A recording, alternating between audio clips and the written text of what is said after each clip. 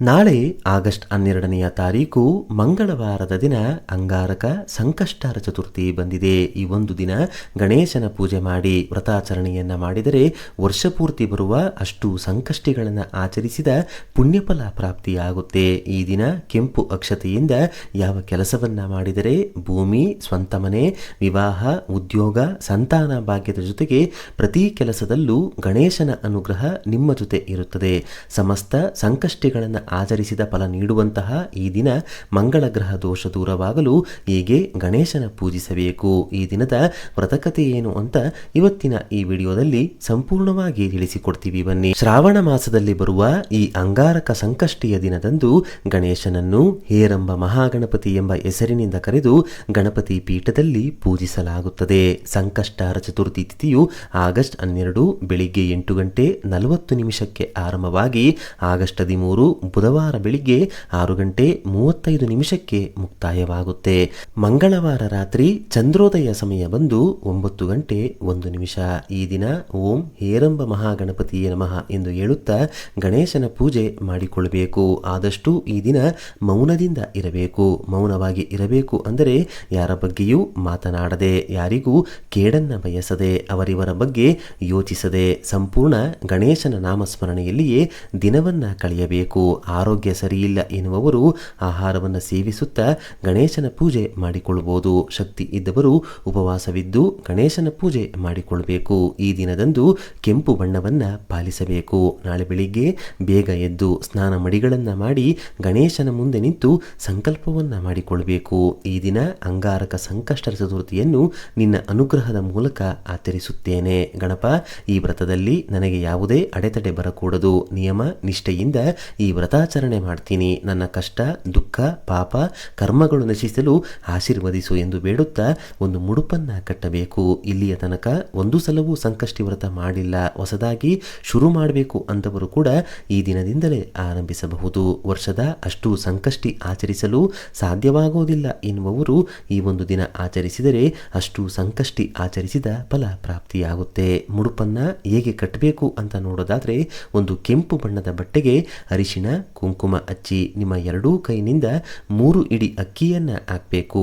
ಬಟ್ಟಲು ಅಡಿಕೆ, ನಾಣ್ಯ, ಒಣ ಖರ್ಜೂರಗಳನ್ನು ಇಟ್ಟು ಮೂಟೆಯ ರೀತಿ ಕಟ್ಟಿ ಗಣೇಶನ ಮುಂದಿಟ್ಟು ಪೂಜಿಸಬೇಕು. ವ್ರತ ಆರಂಭಿಸ್ತೀವಿ ಅಂತ ಸಂಕಲ್ಪವನ್ನ ಮಾಡಿಕೊಳ್ಬೇಕು. ಸಂಜೆಯ ಸಮಯದಲ್ಲಿ ಕೈಗೆ ಅರಿಶಿಣದ ಕಂಕಣ ಕಟ್ಟಿಕೊಂಡು ಪೂಜೆಯನ್ನ ಆರಂಭಿಸಬೇಕು. ಒಂದು ಪೀಠದ ಮೇಲೆ ಗಣೇಶನ ಫೋಟೋ ಅಥವಾ ವಿಗ್ರಹ ಇಟ್ಟು ಕೆಂಪು, ಹಳದಿ, ಬಿಳಿ ಬಣ್ಣದ ಪುಷ್ಪಗಳಿಂದ ಗಣಪನಿಗೆ ಅಲಂಕಾರ ಮಾಡಿಕೊಳ್ಳಬೇಕು. ಇಷ್ಟಾರ್ಥ ಸಿದ್ಧಿಯಾಗಲು ಕೆಂಪು ದಾಸವಾಳ ಹಾಗೂ ಗರಿಕೆಯನ್ನು ಗಣೇಶನಿಗೆ ಅರ್ಪಿಸಬೇಕು. ಕೆಂಪು ಅಕ್ಷತೆಯನ್ನು ತಯಾರು ಮಾಡಿಕೊಂಡು ಆ ಅಕ್ಷತೆಯಿಂದಲೇ ಗಣೇಶನಿಗೆ ಪೂಜಿಸಬೇಕು. ಪೂಜೆಯ ಬಳಿಕ ಆ ಅಕ್ಷತೆಯನ್ನು ನಿಮ್ಮ ತಲೆಯ ಮೇಲೆ ಹಾಕಿಕೊಳ್ಳಬೇಕು. ಮುಖ್ಯವಾದ ಕೆಲಸಕ್ಕೆ ಮನೆಯಿಂದ ಹೊರ ಹೋಗಬೇಕಾದ್ರೆ, ಜೀವನದಲ್ಲಿ ಕಷ್ಟಗಳು ಎದುರಾದಾಗ ಆ ಅಕ್ಷತೆಯನ್ನು ತಲೆಯ ಮೇಲೆ ಹಾಕಿಕೊಂಡರೆ ವರ್ಷ ಪೂರ್ತಿ, ಜೀವನ ಪೂರ್ತಿ ಗಣೇಶನ ಕೃಪೆ ನಿಮ್ಮ ಜೊತೆ ಸದಾ ಇರುತ್ತೆ. ಗಣೇಶನನ್ನು ಮಂಗಳವಾರದ ದಿನ ಪೂಜಿಸಿದರೆ ಮಂಗಳ ದೋಷಗಳು ಕೂಡ ದೂರವಾಗುತ್ತೆ. ಇದರಿಂದ ಭೂಮಿ, ಮನೆ ಕನಸುಗಳು ಇದ್ದರೆ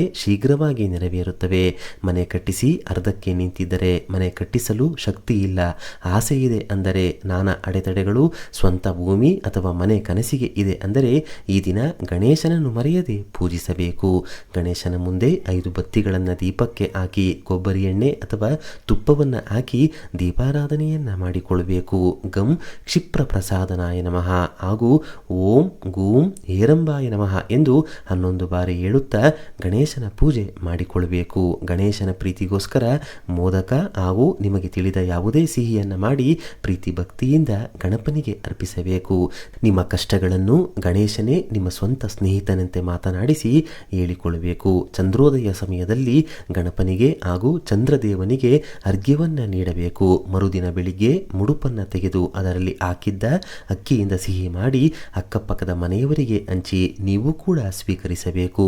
ಸಿಹಿ ಮಾಡಲು ಸಾಧ್ಯವಾಗದಿದ್ದರೆ ಆ ಮುಡುಪನ್ನು ಗಣೇಶನ ಆಲಯಕ್ಕೆ ಕೊಡಬೇಕು. ಈ ವ್ರತವನ್ನು ಆಚರಿಸಲು ಸಾಧ್ಯವಾಗುವುದಿಲ್ಲ ಎಂದರೆ ಕನಿಷ್ಠ ಪಕ್ಷ 5 ಕೆಂಪು ಬಣ್ಣದ ಬತ್ತಿಗಳನ್ನು ದೀಪಕ್ಕೆ ಕೂರಿಸಿ ಗಣೇಶನ ದೇಗುಲದಲ್ಲಿ ದೀಪಾರಾಧನೆಯನ್ನ ಮಾಡಿ ನಿಮ್ಮ ಕಷ್ಟಗಳನ್ನು ಗಣೇಶನ ಮುಂದೆ ಹೇಳಿಕೊಳ್ಳಿ. ಉದ್ಯೋಗ, ಸಂತಾನ, ವಿವಾಹ, ಗ್ರಹದೋಷ, ಕುಜದೋಷಗಳೆಲ್ಲ ಕಳೆದು ಗಣೇಶನು ವರ್ಷವಿಡೀ ನಿಮ್ಮ ಜೊತೆಗೆ ಇರುತ್ತಾನೆ. ಇನ್ನು ಈ ದಿನದ ವ್ರತಕತೆ ಏನು ಅಂತ ನೋಡೋದಾದ್ರೆ ಗಣಪತಿಯು ಹೇಳುತ್ತಾನೆ, ಎಲೈ ಮಾತೆಯೇ, ಶ್ರಾವಣ ಮಾಸದಲ್ಲಿ ನನ್ನನ್ನು ಏರಂಬ ಮಹಾಗಣಪತಿ ಎಂಬ ಹೆಸರಿನಲ್ಲಿ ಗಣಪತಿ ಪೀಠದಲ್ಲಿ ಆಹ್ವಾನಿಸಿ ಪೂಜಿಸಬೇಕು. ಹಿಂದೆ ನೀನೇ ಒಂದು ಸಂಕಷ್ಟದಲ್ಲಿ ಸಿಲುಕಿದ್ದಾಗ ನನ್ನ ವ್ರತದ ಮಹಿಮೆಯಿಂದ ನೀನು ಕಷ್ಟಗಳಿಂದ ವಿಮುಕ್ತಿ ಹೊಂದಿದ್ದೆ, ಅದನ್ನೇ ಹೇಳುತ್ತೇನೆ ಕೇಳು ಎಂದು ಗಣೇಶನು ಪಾರ್ವತಿ ದೇವಿಗೆ ಹೀಗೆ ತಿಳಿಸುತ್ತಾನೆ. ಲೋಕದಲ್ಲಿ ಅತಿ ಸುಂದರಿಯಾಗಿದ್ದು ಸರ್ವ ಜನರನ್ನು ಆಕರ್ಷಿಸುವ ರೂಪ ಹೊಂದಿದ್ದ ಪಾರ್ವತಿಯನ್ನು ರಾಕ್ಷಸರು ನೋಡಿ ಮೋಹಿಸಿ ಆಕೆಯ ಬೆನ್ನಟ್ಟಿ ಬರುತ್ತಿದ್ದರು. ಹೀಗೆ ಆಕೆಯು ದಿಗ್ಭ್ರಮೆ ಹೊಂದಿರುವಾಗ ನಾರದರು ಅಲ್ಲಿಗೆ ಆಗಮಿಸಿ ಆಕೆಯ ಸಂಕಷ್ಟವನ್ನ ಅರ್ಥ ಮಾಡಿಕೊಂಡು, ಎಲೈ ತಾಯಿಯೇ, ನೀನು ಈ ರಾಕ್ಷಸ ಬಾಧೆಯಿಂದ ವಿಮುಕ್ತಿ ಹೊಂದಬೇಕಾದರೆ ಮೊದಲು ಬಹುಳ ಚೌತಿಯ ದಿನ ಅರಿಶಿಣದಲ್ಲಿ ಗಣಪತಿಯನ್ನ ಮಾಡಿ ಅದಕ್ಕೆ ಜೀವ ಕೊಟ್ಟು ಆ ಅರಿಶಿಣವನ್ನು ಶಿವನು ಧರಿಸಿದರೆ ರಾಕ್ಷಸರನ್ನು ಸಂಹಾರ ಮಾಡುವ ಶಕ್ತಿಯು ಶಿವನಿಗೆ ಬಂದು ನಿನಗೆ ಈ ಉಪಟಳ ಕಡಿಮೆಯಾಗುತ್ತದೆ.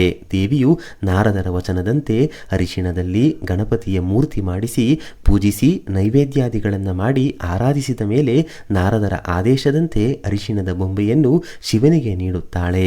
ಶಿವನು ಅದನ್ನು ಕಲಿಸಿದ ಗಂಧಾಕ್ಷತೆಯ ರೂಪದಲ್ಲಿ ಹಣೆಗೆ ಧರಿಸುತ್ತಾನೆ. ಅದರ ಮಹಿಮೆಯಿಂದ ಶಿವನು ಅಪಾರ ಶಕ್ತಿವಂತನಾಗುತ್ತಾನೆ. ರಾಕ್ಷಸರ ಮೇಲೆ ಯುದ್ಧ ಮಾಡಲು ಸನ್ನದ್ಧನಾಗುತ್ತಾನೆ. ಯುದ್ಧವು ಅನೇಕ ವರ್ಷಗಳ ಕಾಲ ನಡೆಯುತ್ತದೆ. ಶಿವನು ಧರಿಸಿದ ಅರಿಶಿಣದ ಗಂಧವನ್ನು ಕಂಡು ರಾಕ್ಷಸರೆಲ್ಲರೂ ತಮ್ಮ ತಮ್ಮ ಮಾಯಾರೂಪಗಳನ್ನು ಕಳೆದುಕೊಳ್ತಾರೆ. ಈ ಸಮಯ ಅರಿತಂತಹ ಶಿವನು ರಾಕ್ಷಸರನ್ನು ಸಂಹರಿಸುತ್ತಾನೆ. ಆದ ಕಾರಣ ಯುಧಿಷ್ಠಿರ, ನೀನು ಕೂಡ ಈ ಹರಿದ್ರ ಗಣಪತಿಯನ್ನು ಆರಾಧಿಸಿ ಶಕ್ತಿವಂತನಾಗು.